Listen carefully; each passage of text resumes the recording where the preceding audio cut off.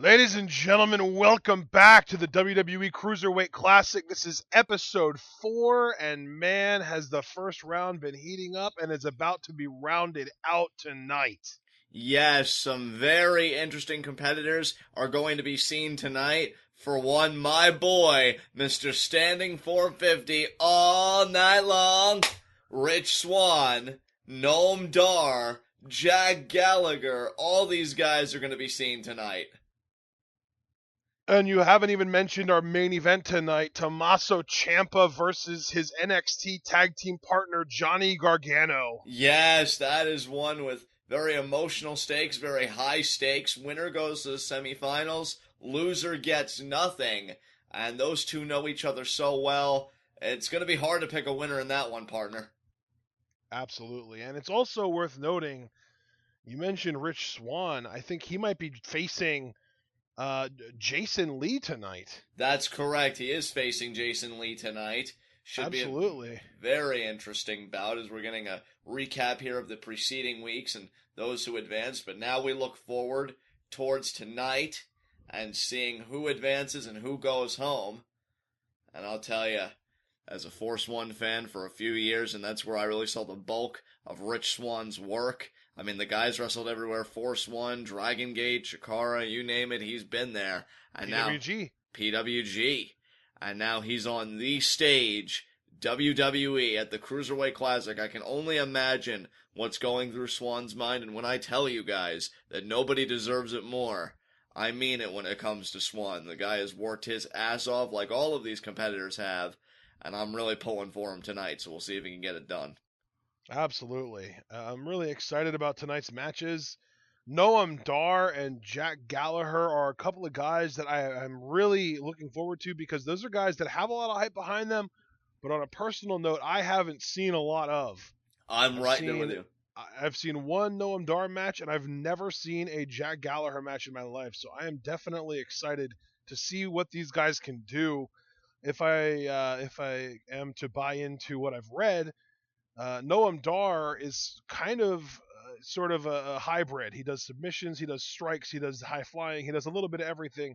While Jack Gallagher is very much in the mold of the Zack Sabre Jr. submission style. Very interesting. I mean, I'm not familiar with Noam Dar or Jack Gallagher myself, but we're going to see what both men have to offer here tonight. As I'm just really stoked. I think it's going to be a really great night here at the Cruiserweight Classic. Like you said, night 4 of this tournament here, and I think it's going to pack a wallop for a punch. So we'll see what happens. But Definitely. Very curious what our opening match is going to be. I think it's going to be Rich Swann versus Jason Lee. But, You definitely might be right. And it'll be great again to see It's Corey Graves. And it's worth noting that whoever wins between, as you mentioned, Rich Swann and Jason Lee will move on to face Lince Dorado in the second round. Yeah, the battle of the Force One alumni, Lince Dorado. Well, if Rich Swann wins. Yeah, that's right. He's got to win first. And I don't know anything about Jason Lee, but if he's in this tournament, I do know one thing. He's not to be underestimated.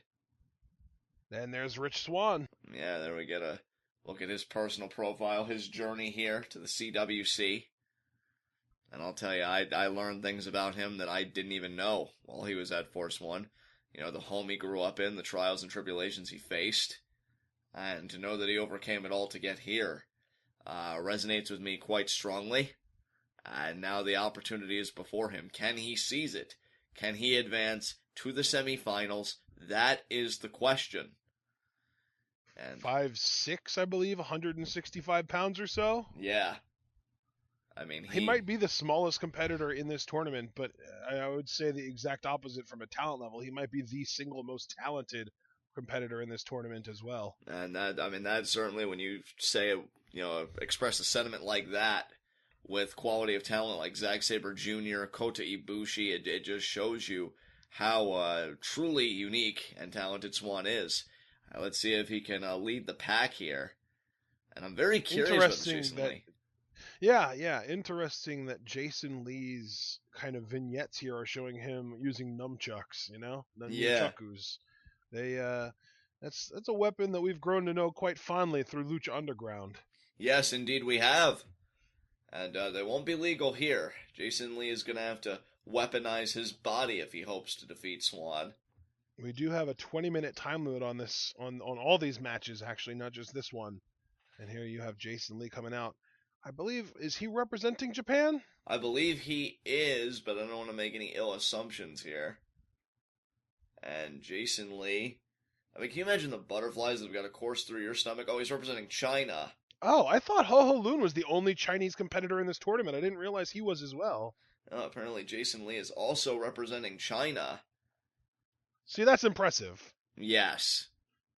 When I was very young, I took karate classes and I tried to do that kind of stuff. Oh, look, Jason Lee is actually very similar in size to Rich Swann. I didn't realize that there were other competitors that were that small in this tournament, but here you go. Yeah, and there you go. I mean, no big size disparity between the two competitors. And now here comes Swann, Mr. All Night Long. And fortunately, he won't have to go all night long with Jason Lee. He's got 20 minutes to get the job done, according to your estimation. Tops. And if not, it'll go to a draw. And I'm guessing in a draw, I don't know if they have a point system or if it just goes if nobody advances, and then that would make for a very awkward tournament. But I don't worry about Swann. I think he can get the job done, and he loves to have a good time. You see him partying here with the audience. Maybe it would lead to a triple threat in the second round then. Perhaps. I mean, that's an excellent point.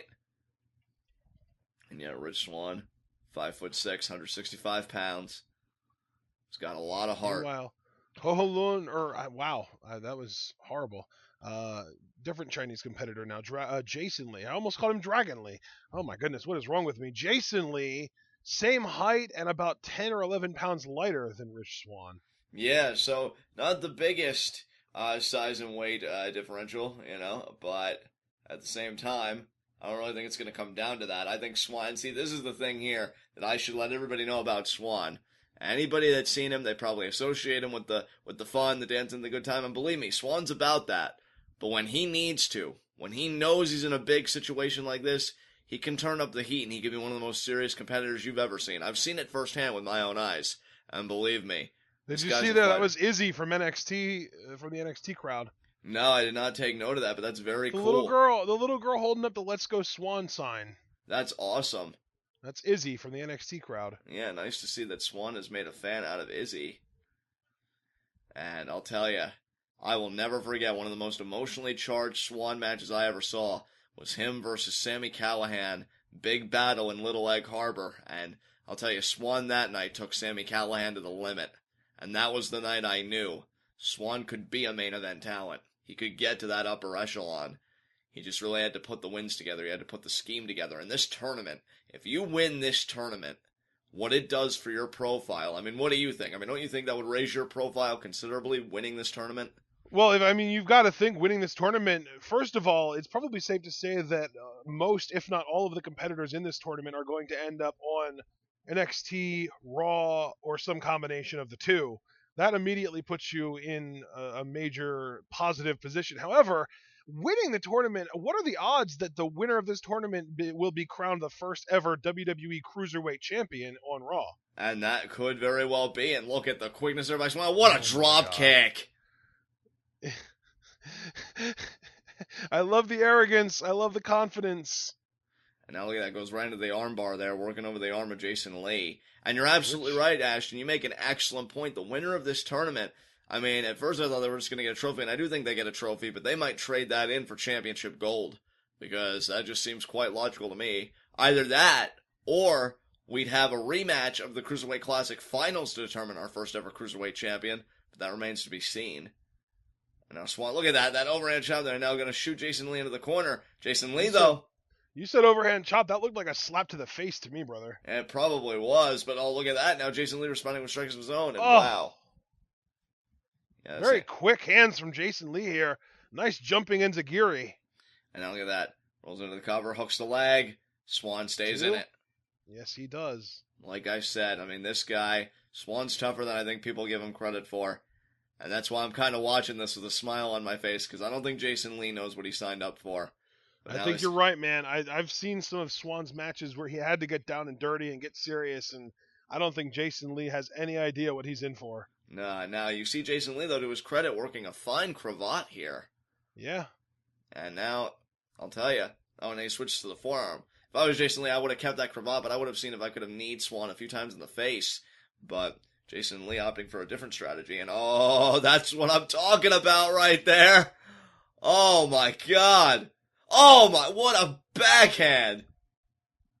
Jason Lee now in the corner. Swann, oh, but meets a boot there. Jason Lee on the top rope. Look at that. Jumping Hurricane Rana there, and now rolls through, and look at the splash there. Unbelievable. And Jason Lee kicks out. Only a 2 count, but still, Rich Swann proving that Jason Lee needs to take him more seriously. I wonder if Swann is going to bust out his infamous standing 450 in this match, as we see again here. Jumping Hurricane Rana right there, taking Jason Lee off the top rope. Look at that, though, by Jason Lee. Oh, wow. Flatliner. Flatliner, and then the super kick to the head. Oh, went for the shoot kick, but then ended up hitting the super kick. Maestro Cradle here. Maestro Cradle. 1, 2. And look at that. Rich Swann has plenty of experience. He might be very young, but that doesn't mean that he is green by any means. He knows what he's doing in the ring. Yeah, absolutely. Jason Lee packaged some serious heat. That was a beautiful Maestro Cradle. But look at the Swann there. Oh, nice my God. Roundhouse super kick. And now Swann gonna set Jason Lee up. Wait a minute. Is this gonna here. be it? This might be it. Yeah, it is. It is. Spring. He got it. And he nailed it. 2, 1. 3 count. Yep. That is it. Swann advances with the standing 450. Beautifully done. That might have actually been the shortest match of the tournament so far, believe it or not. That was a very short match compared to most of the matches we've seen in this tournament. And look at this. Rich Swann picks up a massive win in the first round in what can only be described as a dominant performance. And as soon as the ref counts to 3, he turns back on the party attitude and starts having fun again. Exactly. And you know something, partner? I think Swann having one of the most dominant performances thus far in the tournament, that sends a huge message to those who have yet to advance and those who have already advanced. I'm not to be overlooked in this thing. Look at this again here. Bam! Remember, Rich Swann's next opponent, Lince Dorado, another very impressive first-round competitor. Yeah, I'm going all the way on Swann, though. I mean, I love Lince. I think Lince's been kind of under the radar for some time. But, and I know them both, of course, in Force 1. But look at Swann still getting this groove The way that Swann was just staring at the camera and Juke, like, dancing the way that he was, it reminded me of, like, almost like an over-the-top anime villain, which is funny because he's such a good guy. Yeah. And Swann is just dancing all the way to the semifinals. He's brilliant, isn't he? I love him. Nobody deserves this more, like I said earlier. And he advances. Swann versus Lince Dorado. That is a huge match in round 2. And I believe round 2 begins next week too, doesn't it? It does.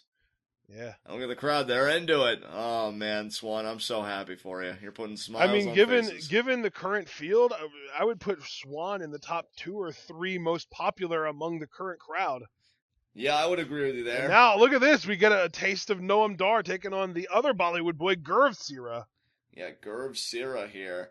Noam Dar, though, I've never seen him, but I've heard some things on social media. Noam Dar is apparently a beast, and I can't wait to see for myself.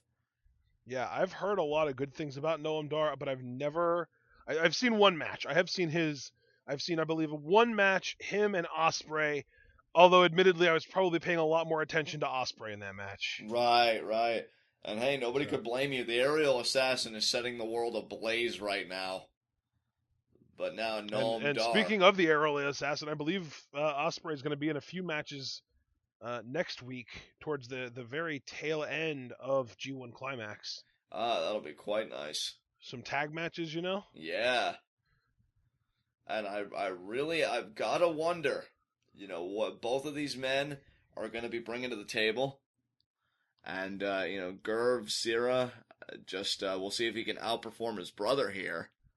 And I'm trying to remember who his brother lost to. Yeah, Harv Sihra lost to... Oh, wow, that's a really good question. I wonder if they're going to show the tournament bracket anytime soon. Oh, you know what I think he lost to? I think he lost to Drew Gulak, didn't he? He might have. He might have. Yeah. So. And here's Noam Dar already. Yeah, exactly. Noam Dar. I like the look from Scotland. Very interesting. And I'll tell you, some people may look at Noam Dar and they may think back to Drew Gulak, because I really do believe that's who beat Gurv's brother there. And Maybe hard to believe, but Noam Dar is only the second big Scottish name that we've had in the WWE over the last few years. Let's not allow ourselves to forget Drew McIntyre, now known as Drew Galloway. Yes, that's right. I mean, what are the chances of him coming back? We already got Jinder Mahal. Let's reunite the entire 3MB, right? Yeah, I mean, and that may only be a matter of time. That remains to be seen. But Galloway is a member of the Evolve system, which NXT uses as a bit of a feeder at this point. That is very true. And now we've got Gurv Sihra coming out. We've seen his brother, and his brother was not bad by any means, but he did get overwhelmed by Drew Gulak's aggressiveness. Yes, and I'll tell you, Gurv has an opportunity to kind of outshine his brother, which he said he was going to do in the video packages leading up to the CWC. And there may be some that look at, again, Drew Gulak and the match that he had with, I believe, Harv Sihra was his name. Yeah, I believe so. And they may think, oh, he drew the short straw. Gurv's going to have a fun time. When you just look at Noam Dar and think, wow, what could he possibly be packing?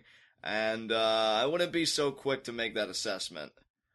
And now look at this, going to hand the referee his jacket here is Gurv. And look at Noam Dar just getting his hair straight. Oh, man. Guys like that, I've always been a bit, not necessarily distrusting, but definitely on edge, because I think they're the most fierce competitors. Look at him. Yeah. Gonna extend his hand out. That's what I'm saying. It's the genuinely collected types that I think pack the wildest punch. And now we'll see. Gurv here. I like the boots. It's quite nice. Hey, I've already been on record saying that the Bollywood Boys are the Indian answer to the Young Bucks. Yeah. Tassels still included. And now look at Noam Dar there trying to work that waist lock. Gurv with the standing switch. And now Noam Dar, he's trying to find an escape. Look at that. Picks the leg. Hey, he made that look easy, didn't he? He did. Oh, look at hangs onto the ropes and then a drop kick to the knee there. Nice awareness there to see that Gurv was winding up for a haymaker and be able to kind of stand back and watch him swing and then take advantage of the miss. Yeah, Noam Dar seems to ooze a kind of confidence. Oh, big back elbow there from Sihra. Yeah, and Sihra now trying to goad Noam Dar into the side headlock takeover there. I guess that was why. Yeah, I was gonna say, what is he reeling that fishing line in for? But that's why he wanted that side headlock takeover, and it was almost a snap side headlock takeover, wasn't it, John? Exactly. Yeah, I would agree with that. All in one smooth, quick motion. And look at Noam Dar. What a across drop the kick. ring.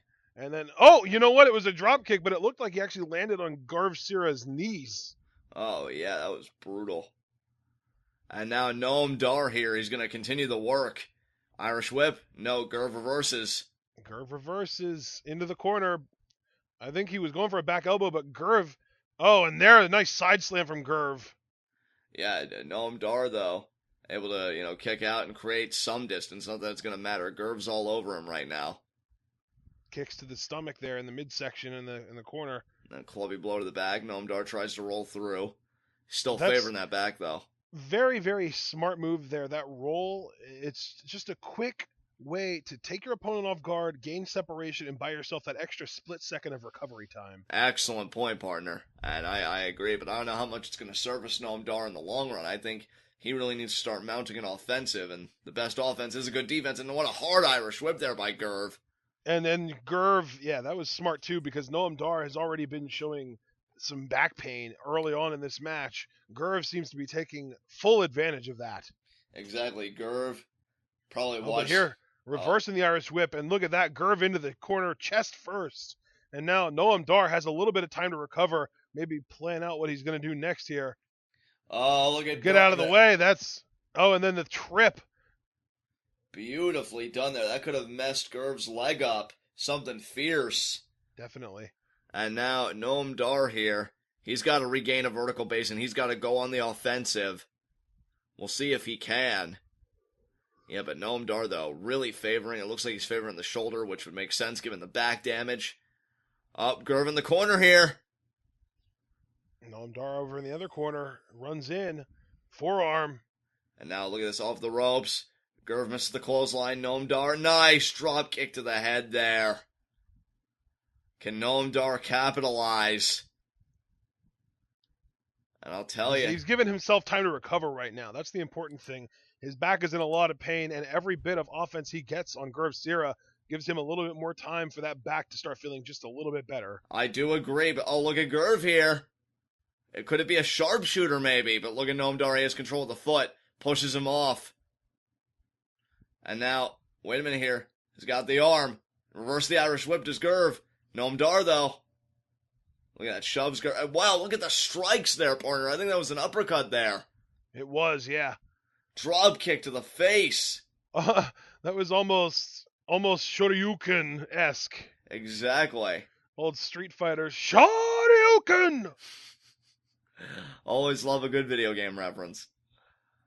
And Noam Dar, I think he's a bit perplexed that wasn't 3, but I don't think he's too phased. I think he's going to stay focused here. He definitely seems to have a plan. Oh, but here, look at this cradle. Nicely done there. Noam Dar, though, staying in it. Oh, spinning heel kick there by Gurv. Now he's going to hook the leg. 2. Noam Dar kicks out. Got the right shoulder up off the mat there. And now Gurv, he's kind of looking at Noam Dar. Wait a minute, though. Oh, it looked like Noam Dar grabbed him by the left foot, and it kind of took Gurv off guard, but, the kicks got him off of him. Now he's kind of winding up. I don't know if that was so much winding up like a fishing line as it was like winding up an old-timey camera, Yeah, but I'll tell you, he got nothing for it. His posturing made him eat canvas. Wow, jumping enziguri there. Very impressive by Noam Dar. And now, Fisherman Buster maybe. Yes, a Fisherman Buster. And now into the pin. Package him there too. And maintains control of the leg. Oh, wow. Kicking him in the head. Yeah, kicking him in the head, has that leg control. I'm not really sure what submission this is. It looks almost like he's trying to do like a heel hook, but it's not quite a heel hook. And I'll tell you what kind of submission it is. It's a winning submission. An effective one, yeah. It was an effective submission. Exactly. Noam Dar advances. What did you think of his performance? I thought that he won. That's what matters. I thought that he was impressive. And hey, like I said earlier on tonight, he is a little bit of a hybrid of everything. He does strikes. We saw that with the combination in the corner. He does submissions. We saw that with the end. I don't think he really did much high flying in this match, but I have heard that he can do some.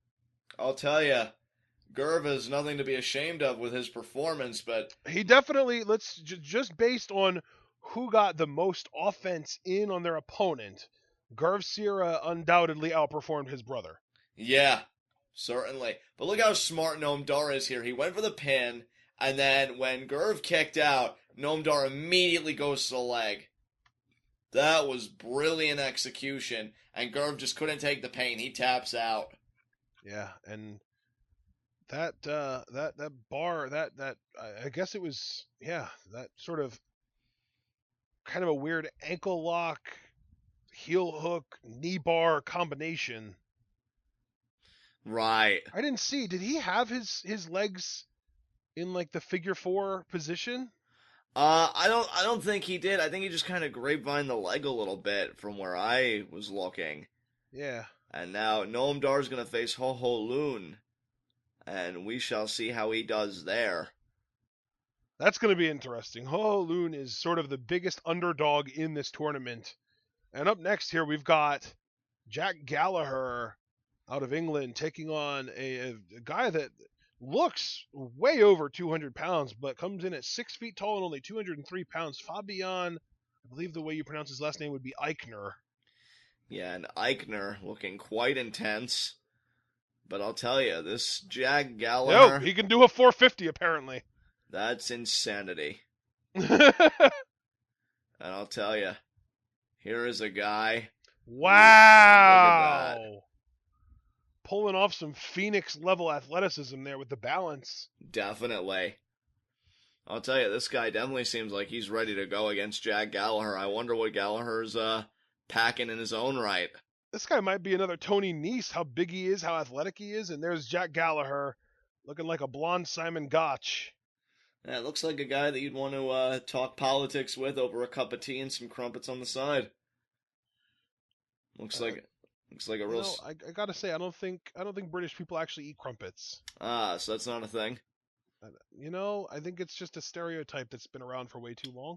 Well, my apologies for enforcing a stereotype, but regardless, biscuits maybe. Biscuits maybe, but seriously though, Jack Gallagher does have a gentlemanly quality to him. It seems like. Seems like a good old-fashioned grappler, and we see him. He legitimately reminds me of like a weird combination of Ashley Remington and Jervis Cottonbelly. That actually works. In fact, I think I even saw some comparisons of Gallagher to Jervis, so that's quite apropos.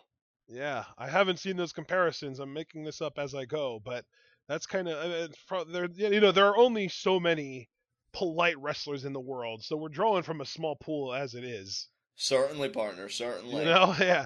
And just the idea of this really technically sound guy who will twist you up into a pretzel and then shake your hand and give you a fruit basket after the match. Yeah, that's what Jack Gallagher kind of strikes me as. Oh, certainly. I could just see him after he's done, making my arm limp as a goddamn noodle, kind of looking at me and being like, "Oh, I'm sorry. I hope it didn't rough you up too bad." Oh, no, you're fine. Trust me. Here are some tips for next time. Exactly. I'm quite excited to see what he's bringing to the table. And the one thing that I kind of wish they had on these information cards that they show for these guys is their finisher. Yes. Because I know that that's something that some companies do, and it's really interesting to me when they do that. But with Jack Gallagher, I can tell you, because the WWE isn't, his finisher is the Achilles lock. Okay. He just holds up a peace symbol. He's so polite. He really is. And you gotta wonder. Up next, I really like Jack Gallagher, and I like his style, and I appreciate how polite he is, or at least that's how he comes off. And he's in great shape, clearly. The guy's ripped to the gill. Yeah, definitely. But I'm really, and speaking of ripped to the gill, I'm really curious about Fabian Aichner here, because he is massive, and the way that he was moving in those videos makes me really wonder if he can pull off some of that stuff in a live ring. And I believe that he can. I mean, you're talking about all 32 of these competitors that took part in this tournament, all supremely talented athletes. So is it just me, or does he look like Will Sasso in the face? A little bit. Yeah. Yeah. I know. He looks like Will Sasso with frickin' The Rock's body. Yeah. I'll tell you, Aichner really going to be looking to send a message here.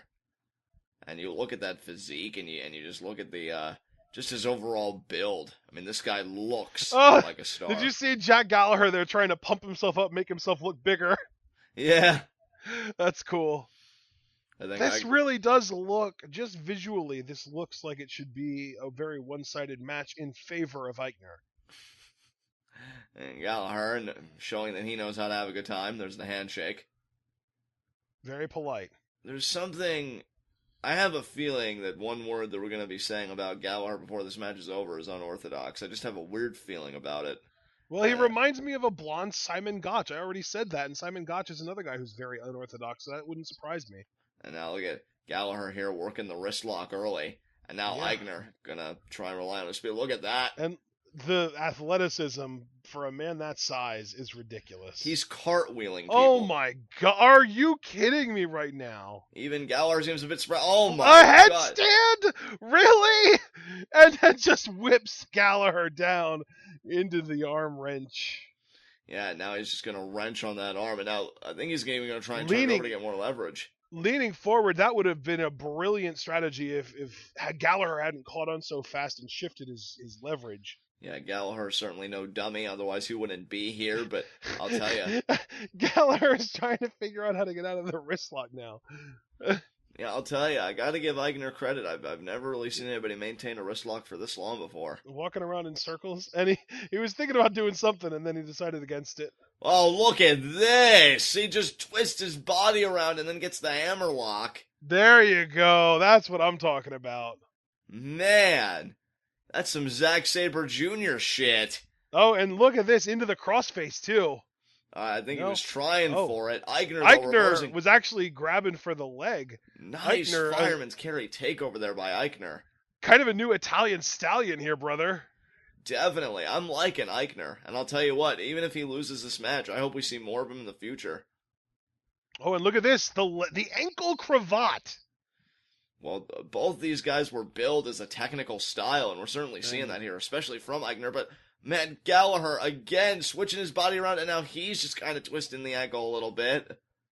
Oh, my goodness. It's like this isn't even a competition for him. It's just an opportunity for him to show off what he can do. Wow.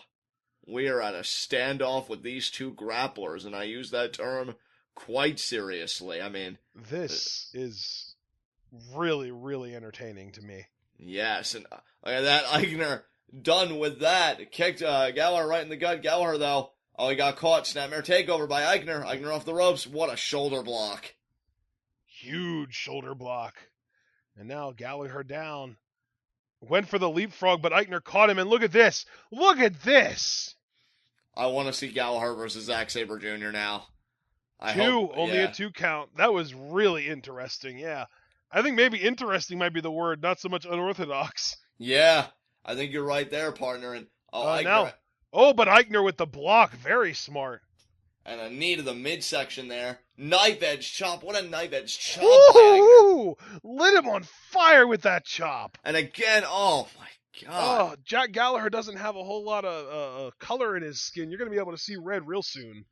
Now Aichner, that seemed like a low heel kick almost. Hooks the leg. Gallagher kicks 2 out. Count. I'll tell you, Aichner is a specimen if I've ever seen one. Locks in a headlock here. And he's really cranking on it, too. Maybe not quite Kevin Owens' level of headlock mastery, but I would not want to have my head in that frickin' arm. And I hope they'll pop it clean off your shoulders the way he's wrenching that headlock. Exactly. And now Gallagher going to fight out the body blows. Aichner shoves him off. Gallagher trying the sunset flip. He gets it. Flip, and he gets it. Yeah, they're 1-2. And look at that. Aichner out. Oh, but look at this. Oh, we got a pinning exchange here. Aichner dominant. Now Gallagher. Now Aichner. Now Gallagher. And they both roll out here. We're back at neutral. Aichner seems a bit dazed, though. No, caught. Oh, what a tilt-a-whirl backbreaker by Aichner. Hooks the leg, too. Gallagher kicks out. Taking that move out of Jushin Thunder Liger's playbook. I'll tell you, this has been a chess match between two technicians here, and Aichner and Gallagher. He might be thinking about going up top. Look at Aichner saying, yeah, I'm crazy, what of it? What is he thinking about? Oh, I don't even think the top rope. I think we're going to see that moonsault we saw in the video packages here. Yeah, I think the spring. And he got it! Oh, my. Wow. God. That was incredible. Oh, and Aichner cannot believe he's arguing with the ref just slightly. You can't get frustrated, Aichner. That was an incredible, really just so impressive moonsault. Look at this. Unbelievable. That, the perfect rotation, too, is something you don't see very often. Gallagher lands on his feet. What a drop kick there. And another drop kick. And is he going to hit a third? No. Goes for the lariat. Cross body. Very nice. Running cross body. Man, I want to see more of both of these guys, regardless of who wins and who loses. Definitely. They're both great. And now Gallagher off the ropes again. Aichner caught him. Oh, and here into a guillotine. Beautiful guillotine there by Gallagher. He doesn't have it completely locked in with his right arm. Usually you want to clasp your hands underneath there, but he doesn't have that. I'll tell you what, though. If Aichner sinks, he's down to one knee. Nope, not even close. Oh, my See, now, God. if Fabian Aichner had a little bit more technical wizardry to him, he could have turned that into a Kimura real quick. And now look at this, powerbomb. That's what he turned it into. Holy crap, too. And Gallagher kicks out. Very close 3 count almost. And Aichner, the look on his face tells a better story than I ever could. He looks absolutely shocked. Devastated, too. Goes for another pin here. Oh, no. Just punches. Punches. Do you think this is a mistake by Aichner? Do you think his emotions have boiled over? Oh, is he going to go for a 450 here maybe? Maybe. This might be a mistake to do so quickly. Yeah, Gallagher might move out of the way here. We don't know. And Oh, no, it's no, a just going for frog splash. I but mean, it was Gallagher only moved a out of the way. frog splash. It didn't have quite the impact that a 450 would, but he still missed, and that still hurt. And now Gallagher. Oh, and the headbutt. Wow, that was unexpected from Gallagher. And now look at the Oh, drop my kick. God, he dropped him. And now 1, 2, 3 count. And That's it. Wow. Wow, I never thought I'd see the day that a drop kick would win a match, but Well, did you see the impact behind that drop kick, too? yeah, that was forceful. Right up to the head, too. Yeah, and Aichner already drove the wind out of himself with that missed frog splash. Yeah. I think everything else was academic, as they say, and I gotta say, though, Aichner has nothing to be ashamed. That was such a performance by Aichner. Yeah, I want to see more of both of these guys for sure. Definitely. I think there's going to And be we already know we're going to see more of Gallagher because he's moving on. So I really do want to emphasize, I don't want this to be the last time we see Fabian Aichner in NXT or the WWE. I completely agree with you. Look at these rotations by That Gallagher. was impressive. Yeah, that was really impressive. But then Aichner Not as had the move of the impressive as match. this, though. This was huge. That moonsault was perfection, pure and simple, folks.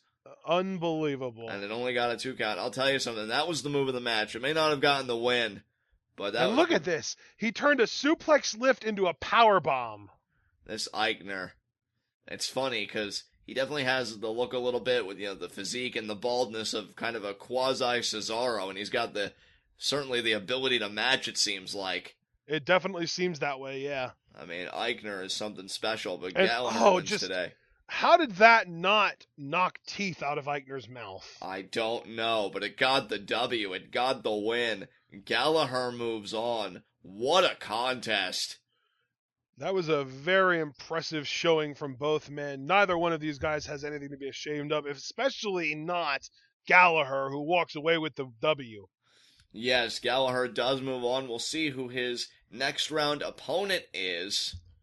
It looks to me like his next round opponent is Akira Tozawa. That's going to be a fascinating match. Two completely opposite styles, really. Definitely. Because Tozawa is more strikes and power, while we just saw Gallagher is a lot more finesse, technical precision. Although we did see a strike to end the match there with that massive drop kick. Yeah, that drop kick.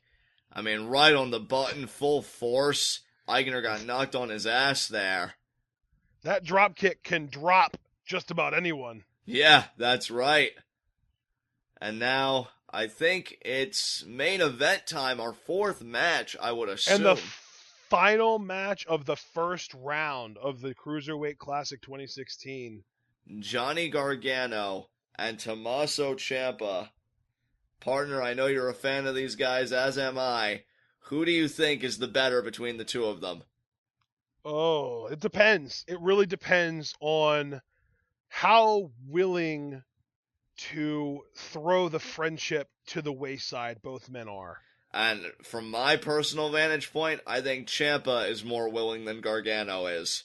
Well, that's what I was going to say, though, is I feel like if both men are willing to completely ignore their friendship and go all out and dig in to the very best and or in some cases you could say worst of themselves, I think Tommaso Ciampa wins this match 10 times out of 10.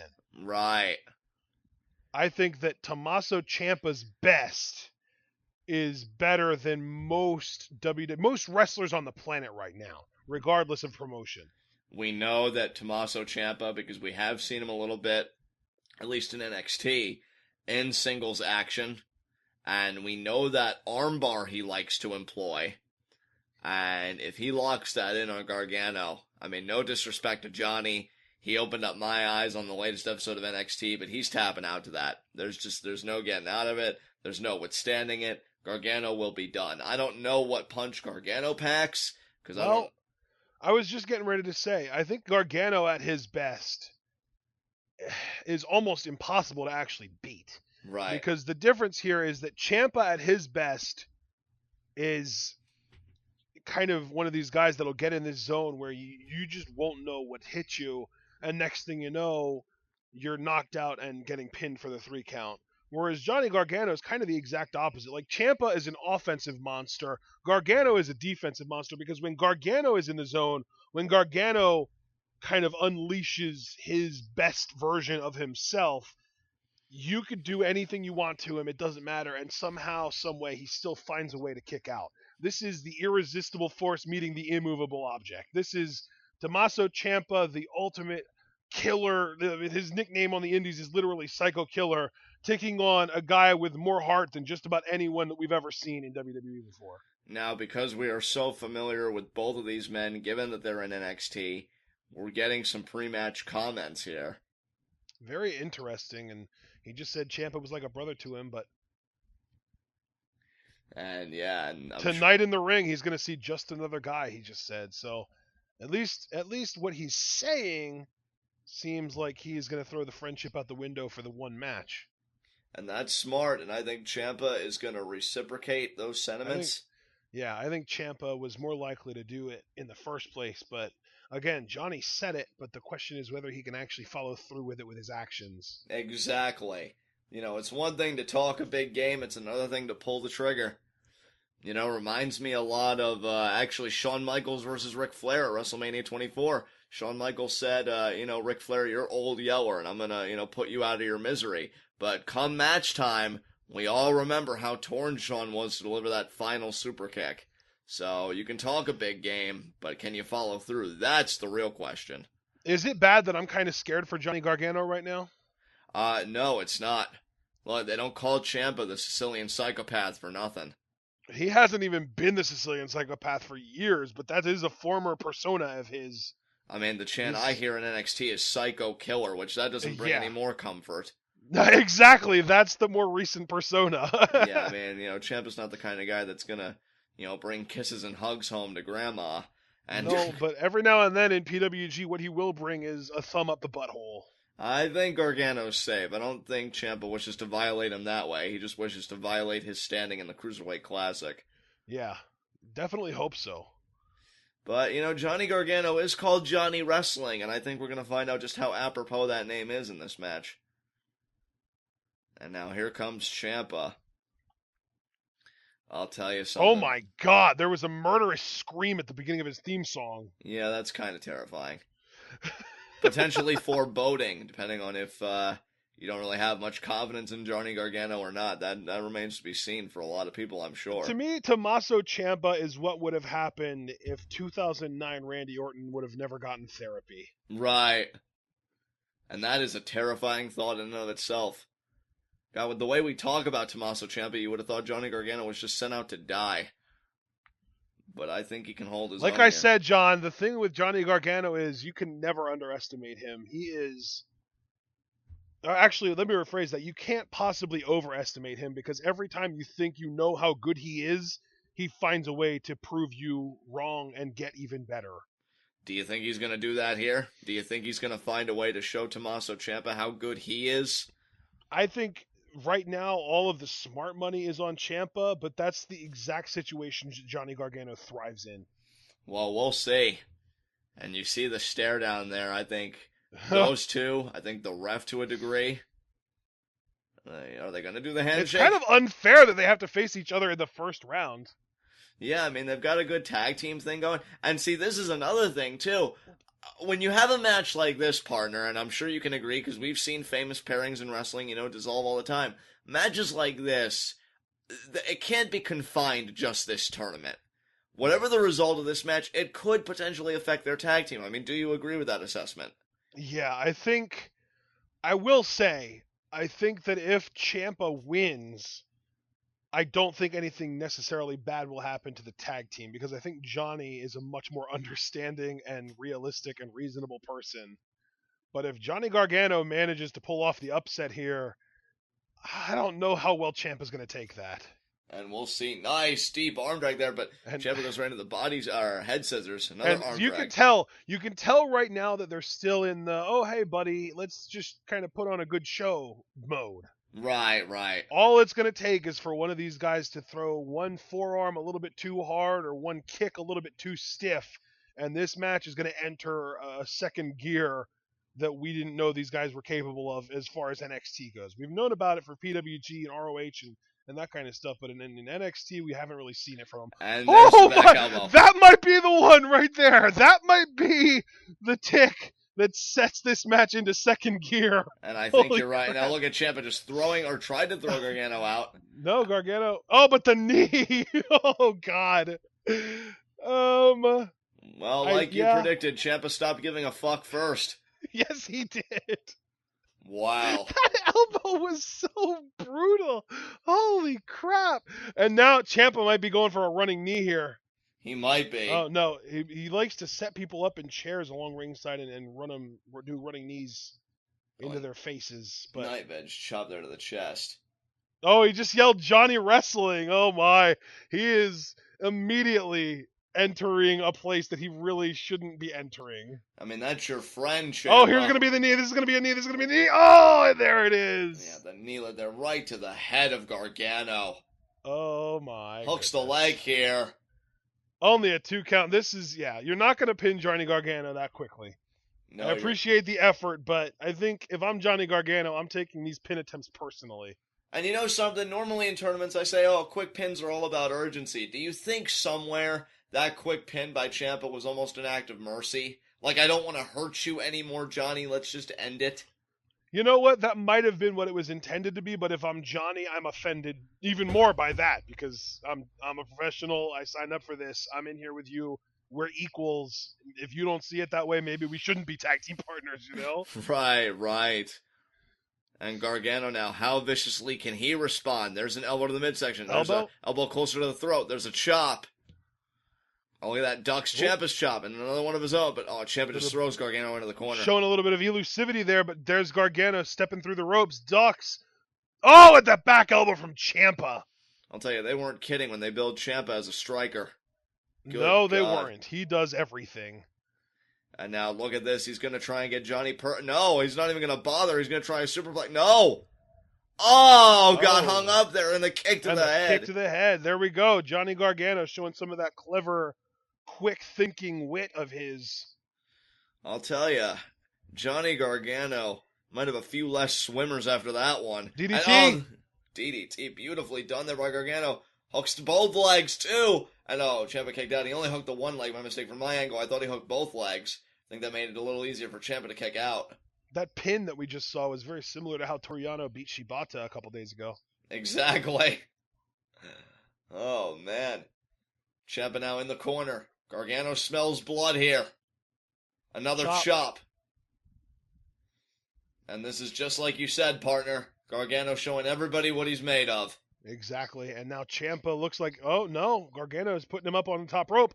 What are we going to get here? A power slam or like a big ending kind of move or what? Neither. Maybe. Ciampa got out of it. And now, oh my, air raid crash maybe? No, he really wants this superplex.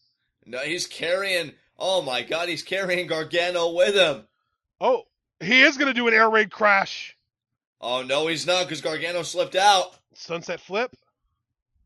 Oh, punch there. Another punch there. Third. No, missed the fourth. Yeah, I was going to say, if the third one doesn't work, oh, that's it. It's tucked. He's going to get super kicked. Oh, my God. And now the power bomb, maybe. Maybe even a buckle bomb. No, it was a sit-out power bomb. But look how smart Ciampa is, even if it was an accident. Rolling out, but Was it smart, though? You just put yourself in perfect position to deal with that suicide dive from Johnny Gargano. Tope suicida by Gargano there. Yeah, exactly. Johnny Gargano is not to be taken lightly. He is very smart, very quick, great wrestler overall. I'll tell you, I thought it was smart by Ciampa to try and create distance, but Gargano so quickly closing the gap. But look at that knee! Wow. Hooks the leg, too! Oh, that was close, but no. That knee was full contact. Good God. Ciampa doesn't even believe it. Gargano doesn't even know where he is. Both these men are exasperated, but in completely different ways. Yeah. Ciampa exasperated because he feels like this match should be over already. Gargano because he feels like he just was in a car crash, basically. Yeah, Gargano after that knee wants to look at Ciampa, and in his state of mind, he says, "I swear to ass, I'm going to kick your god." And now Gargano there buckling the knee. I thought you were going to be like Johnny Gargano looks in Ciampa and he just goes, "Why?" That too. Oh, and Ciampa might have been thinking Project Ciampa there, but Gargano didn't allow it. Oh, boot there. Left elbow and then the boot, yeah. Another knee. Good God. And now this could be Project Ciampa. No. And Gargano. I think he did that single leg enziguri there. Like a step up enziguri, yeah. Yeah, exactly. And now Ciampa has the faraway look in his eyes. They both do, really. Let's be real. Yeah, this has been a slugfest. And, it might not even come down to Project Ciampa or whatever Gargano. Do you know what Gargano's finisher is by any chance? I think he uses a bunch of different finishers. He has all kinds of stuff that he can do to finish you off. It may come down to like a David Finlay, Jushin Thunder Liger situation. Just catch the other guy in a unique pin. Maybe, yeah, that's definitely possible. I mean, we'll see. Now they're both on the apron. Oh, God, don't fight it out on the apron. That's the hardest part of the ring. You'll kill each other. Would you like for me to go through Johnny Gargano's potential finishers? Sure. The Croston Crab, which is a cross-legged Boston Crab. Okay. There's a move that he uses that's like a chicken wing over-the-shoulder crossface, and sometimes he does like an STF with it that he's called Gargano Escape or just Gargano Escape. You know what I mean? He has a full Nelson that he lifts up and then drops into a reverse STO that he calls either a Hertz Donut or Uniquely You, depending on what promotion. And there's the air raid crash onto the apron from Ciampa. Gargano's back has got to be destroyed. That's going to do it there. 2. And no. How often do you see anybody use an apron move and immediately be able to get their opponent back into the ring and go for a pin and still not get the 3 count? Well, we just saw it tonight, partner. We just saw it tonight. Look at this again, guys. The air raid crash right on the apron. Oh, my God. Ciampa has got to be seething. See, now, if I'm Ciampa, I'm not even backing up. Look at Johnny Gargano. Oh, he's preparing the knee, though. The death blow. Oh, and Gargano also uses a swinging reverse STO. And look, Ciampa is having second thoughts. Look at this. Oh, he's putting his... What are you doing, Tommaso? And there's the super kick. And there is the super kick. Gargano. Gargano. Oh, but the forearm from Ciampa. Oh, he's going for Project Ciampa. This might be it. I think this is going to be it. Oh, that's got to be it. One, two. No, Gargano kicks out. What? Oh, my God. That's what I'm talking about. I said it at the beginning of the match. Gargano will kick out when you least expect it. And Ciampa's face. And he's just backing up like, no, that can't be the same Johnny Gargano I tag with. That's not possible. Ciampa's trying to figure out what he can do next. He's got to re-expose that knee, and he's got to go for what he's thinking about. Exactly. He's got to do the knee strike. That's all that's really left in his arsenal, unless he wants to go for a second Project Ciampa, but that might just be going to the well too often. That just might be it. Look at Gargano just reaching out. Look at this. God. Ciampa, he wants to end it. Oh, man. Johnny. Wow. Ciampa looks so menacing right now. It's incredible. I think he's going to go for another Project Ciampa, isn't he? This match has been beyond emotionally charged. What a chop. Gargano isn't able to mount anything. He's done. I can't even believe he kicked out of that Project Ciampa. And another knife edge there. And if you're a Ciampa partner, I mean, do you start to doubt yourself a little bit? I mean, your partner just kicked out of your best shot. Oh, God. He just spit on the hand. Lathering it up. Oh, God. Oh, there it is. Oh, my God. Just go for the knee. Go for another Project Ciampa. Do something. But Johnny Gargano. Oh, Ciampa looks pissed. Yeah. He looks pissed. Well, he feels like he hit Ciampa, or he feels like he hit Gargano with his best shot, and Gargano still kicked out of it.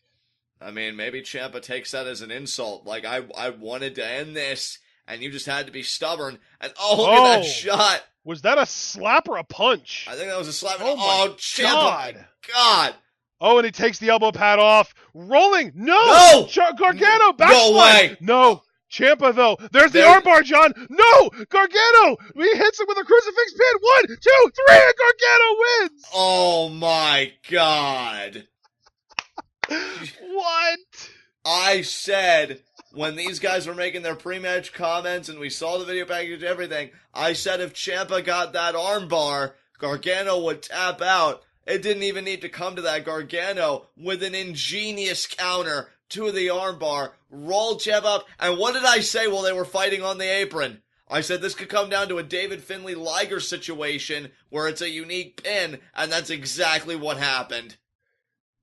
Oh, wow. Just as simple as a crucifix pin, too. And that's the same pin that Liger used on Finlay to win. Yeah. Wow. What a reference, John. And it got it done. And see, Ciampa going back to the knee pad. I honestly believe that was the beginning of the end right there. It was, yeah. You had the opportunity to put it away, and you chose mercy. I can't believe Ciampa, of all people, the Psycho Killer, chose mercy. And I'll tell you, I think he probably thought mercy was the best option because after that Project Ciampa, who the hell would have kicked out but Johnny Gargano? Yeah, exactly. And Ciampa even backing up like he saw a ghost. And that was a slap. That was a slap. I didn't know if it was a slap or a punch. And then 3 slaps from Ciampa, goes for the ridiculous discus elbow, but Gargano. Look at this sequence, guys. Backslide, Ciampa with the armbar, Gargano with the crucifix pin and the win. 2, 3 count. That sequence was insane, guys. That was incredible. And what a final match of the first round. And Johnny Gargano, if you'd look at these guys before the ref raised Johnny Gargano's hand, if you would have just looked at them in the state that they were in, you never would have guessed that Gargano was the winner of that match. Exactly. I couldn't have said it better, partner. And now, here's the thing. Johnny Gargano goes on to face T.J. Perkins. Good God. And look at Ciampa, though. He is just defeated. Ciampa both seething. Literally and metaphorically. Ciampa is seething. Gargano almost looks concerned. Like, should I have won? I did the right thing, right? And now are we going to get a handshake here, or is this going to affect the friendship? He's got to shake the hand. Come on, Ciampa. You guys have a good thing going as a tag team. You could be the next NXT Tag Team Champions. Shake the... No! Oh. He's not going to do it. I'll be damned. Wait. Is he going to come back in and do it? Come on, Ciampa. And look, he's beating himself up. Yeah, he is. I'll tell you, Ciampa is a loose cannon. He's a loose fuse. And just sitting beside Gargano. Friendship goals, people. Friendship goals. That was cool. I think that's the thing that we least expected too, because Gargano winning this, we both, I think, thought Ciampa would snap on him. Yeah. I mean, Ciampa, not only did Ciampa lose because he showed mercy, but then he was willing to show enough affection to get back in the ring and hug Gargano even after losing. I think this might be a new Ciampa that we're seeing here, or at least a temporarily refined Ciampa until he really does snap. I'll tell you, I still worry about Ciampa's mental state. I still think he has a short fuse. But on this night, he didn't explode. As now we get a recap of everybody that's advanced. This rounds out the quarterfinals. Wow. What a first round we just had, though. Yes. Oh, my God. That Gargano-Ciampa match may have been the best match of the entire first round. Yeah, definitely. I think that was definitely one of the best matches of the first round. I think that another match that I absolutely loved, that I feel like people probably aren't going to talk much about because of the match we just saw, was Mustafa Ali versus Lince Dorado. Right. And I also really enjoyed, and I know you did too, Arya Davari versus Ho Ho Lun. That was a lot of fun, yes. Yeah. And Drew Gulak was very impressive against Harv Sihra. Drew Gulak was a beast, absolutely. Definitely. So we've got some very interesting matches coming up here in the next round, and man, I cannot wait for next week to see our first second round match. It's going to be great. That being said, ladies and gentlemen, this has been the end of the first round of the WWE Cruiserweight Classic 2016, and we will see you all for New Japan G1 Climax Day 12 tomorrow. Until then, though, stay tuned.